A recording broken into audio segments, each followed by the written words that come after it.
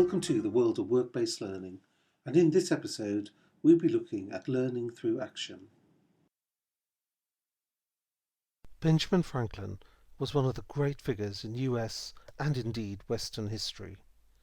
He was a polymath, an author and a politician, a scientist and inventor, a statesman, activist and satirist. What made him a great historical figure was that he just didn't dabble in each of these areas, but made significant contributions to each, many of which are as relevant today as in his time. As a statesman, he is perhaps best known as one of the founding fathers of the United States of America, and as a scientist, he's known for his work on electricity and the lightning rod. He was an incredible work-based learner, as in every sphere of his life, he found meaning and learning, and through reflecting on what he did, he is credited with an amazing array of insights that carry universal truths that still hold today. Here are only a few of Franklin's quotations, just in education. He recognized the importance of lifelong learning and continual professional development when he said, "Without continual growth and progress, such words as improvement, achievement, and success have no meaning." Franklin recognized the power of learning through failing when he said, "I didn't fail the test, I just found 100 ways to do it wrong." He realized the importance of investing in learning when he said, "The only thing more expensive than education is ignorance." But the one quotation that sets the theme for this presentation on active learning is, "Tell me and I forget, teach me and I remember, involve me and I learn." The importance of involvement and engagement is central to learning full stop, but it plays an especially important part in work-based learning. In this presentation, we'll start to look at the effect that action through work has on learning. It was mentioned in an earlier presentation that the emphasis of work-based learning is on the term learning. But at the start of our journey through work-based learning, it is worth pondering our understanding of the term work. The term work has numerous definitions, being a noun and a verb. It is also value-laden and spoken of, often negatively, in relation to other activities such as play and relaxation. Work can be thought of as a separate activity to other parts of our lives. And depending on our own attitudes and the type of work we do, we may look upon work as a necessary evil in order to earn money to maintain ourselves, families, and our lifestyles. The first thing that most people say they'll do if they win millions in the lottery is to quit their jobs and start to live their lives. We often use the notion of work to separate certain parts of our lives. So, for instance, the early part of our life is viewed as a period principally for learning, and then as we grow into young adults, we enter the second, working part of our life. Once we start working, we have a working part of the day, often 9 to 5, and we have a working week, often Monday to Friday. And outside these times is when we conduct what we consider as our lives. Indeed, responsible employers warn us about overworking and have initiatives to ensure that we have a proper work-life balance. It is interesting, though, that what we do in our lives is colloquially also referred to as work. So, for instance, we work on our car or do DIY work on our homes. Or we may have a workout in the gym, or work on learning another language, or do voluntary work, or work for our church or parish. Essentially, there is a mismatch between the very nature of what work actually involves and our notions of and attitudes to work. In essence, work involves mental and/or physical activity in order to achieve some sort of outcome, purpose or result.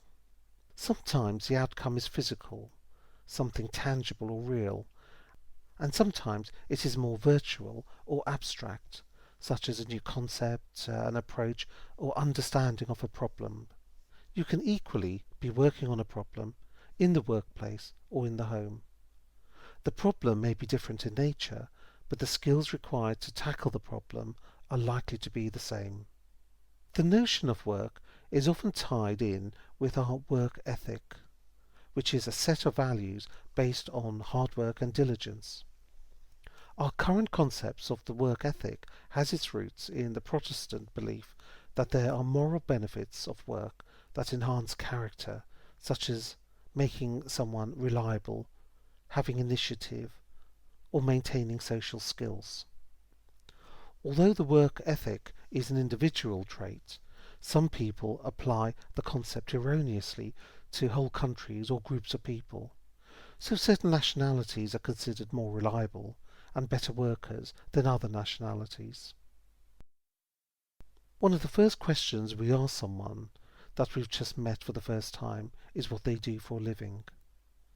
The type of job we do, rightly or wrongly, defines the way we appear to others and interact with them. Although this series of presentations has been produced for people in the workplace, I hope it will be equally valuable to those not in work but looking for work, or those who would like to become lifelong learners and derive as much learning from their activities as they can. Since our Stone Age days, humans have found new ways of doing things by the process of trial and error. This is arguably the earliest and most basic form of work-based learning.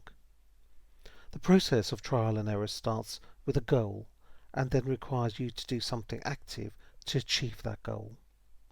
The goal usually involves solving a problem or gaining knowledge about something. If the problem is solved by your actions, all you need to do to achieve the goal again is repeat what you've just done. However, if you fail, you need to do something different. Trial and error, as the term implies, can be haphazard at the start, but as you build up experience and learn from failures, you refine your approaches, so it involves less guesswork and takes less time. The learning derived from this approach occurs from analysing why it didn't work, changing your approach accordingly and giving it another go. Trial and error is often contrasted with the notions of insight and theory whenever you need to problem solve. Insight involves understanding or having knowledge of a particular system and is often gained through experience of working with that system. Insight can be gained through personal experience or through the experience of others. So, for instance, as a neuroscience researcher myself, my first course of action when trying to get to grips with an aspect of my field is to read the published papers of others, so that I can learn from their experiments and their experience. By learning from the experience of others, it gives me insight into the system under study, saves me time as I don't need to repeat what others had found, and allows me to advance the subject. Theory is a term that is often used in contrast with action or practice. A theory is an analytical tool for describing, understanding, explaining, or making predictions about a particular subject or system. And the expression of the theory needs to involve logical steps or statements. Theories are based on current evidence as we perceive them to be. And, as we've seen throughout history, theories have been modified or even rejected in light of new knowledge that's emerged. So, the theory that the world was flat or the sun orbited the earth needed to be changed when new evidence showed otherwise.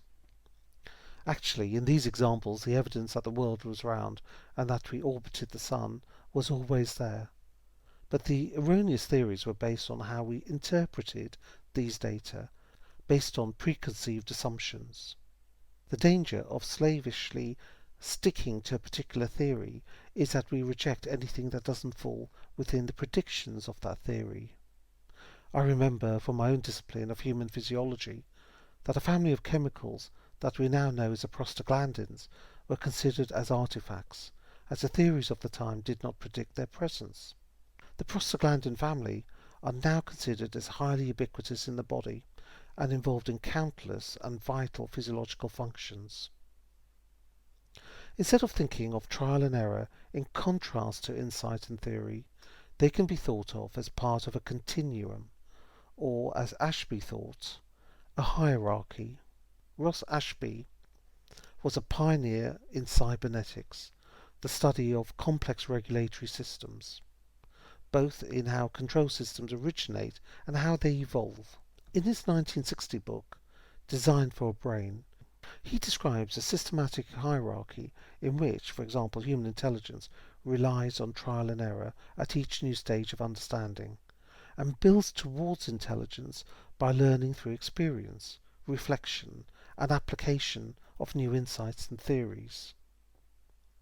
The sequence of learning through action fits well with Jean Piaget's theory of developmental stages, in which children learn by first actively doing something in a random fashion, then learn from the results. You can perhaps picture a young child trying to put a square peg in a round hole, and trying all sorts of combinations to do this until hitting upon the square hole.